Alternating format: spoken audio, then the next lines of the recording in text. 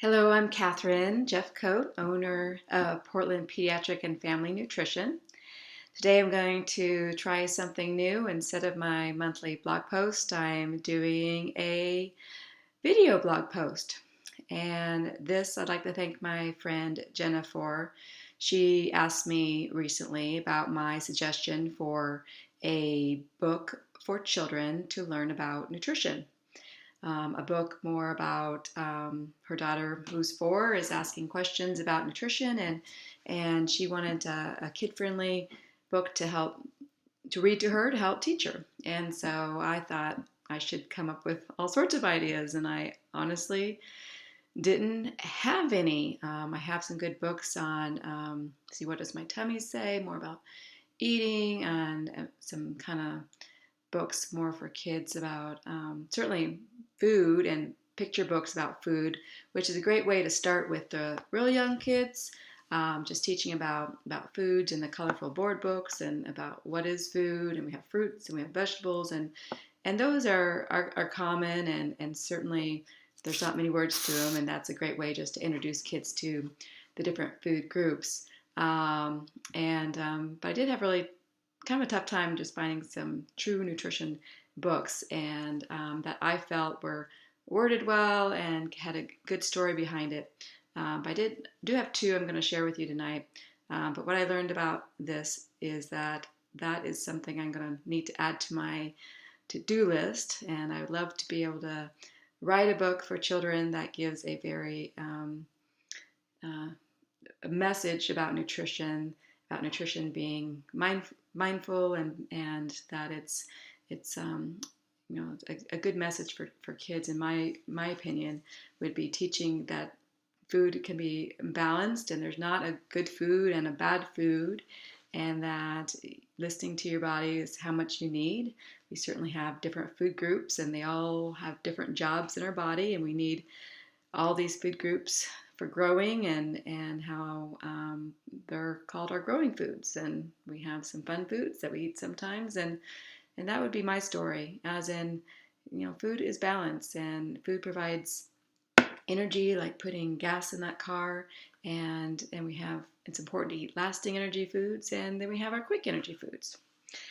So some of the fun books I found, and this one I thought is great for the young child learning about food. And it's just a little bit more than pictures. It has some fun rhymes in it, and teaching some quick little, like I like F is for fiber. And this one, fiber moves our food along its merry way. So eat it all day and then shout hooray. So certainly it gives cute little messages, and teaches about food and different foods, and it goes through the whole alphabet. You get P is for protein, and Q is for quinoa. So it's a fun one that teaches kids a little bit about nutrition. So it's a good stepping stone of where to start with the introduction. It doesn't really get into, we have proteins and fats and carbs, and but for 4-year-olds that may be all they need at that point. The one I did like the most is this one, Good Enough to Eat, and I brought this one home, and my 4-year-old loved it. And although there's parts of it, it's really is intended for, it does say 5 to 9 on the back, but they're certainly for younger children. You can kind of skim through, and I love the beginning, how it talks about, to me this is intuitive eating, when it talks about babies cry when they are hungry, and dogs bark and howl. When you feel hungry, your stomach grumbles and your legs feel weak. You don't cry or howl, but sometimes you feel cranky. So it's just like recognizing hunger cues. What a great place to start is, we're hungry, and talking about balance, and it goes over, so certainly for younger kids, I would skim all the detailed. They go through carbs, protein, and fat, and then some great pictures about how we eat, and it goes in our stomach. And it breaks down carbs as in the long-lasting energy, and then it goes into the sweet foods as in that quicker energy, which I appreciate how it describes that. There's no like good bad food comparison.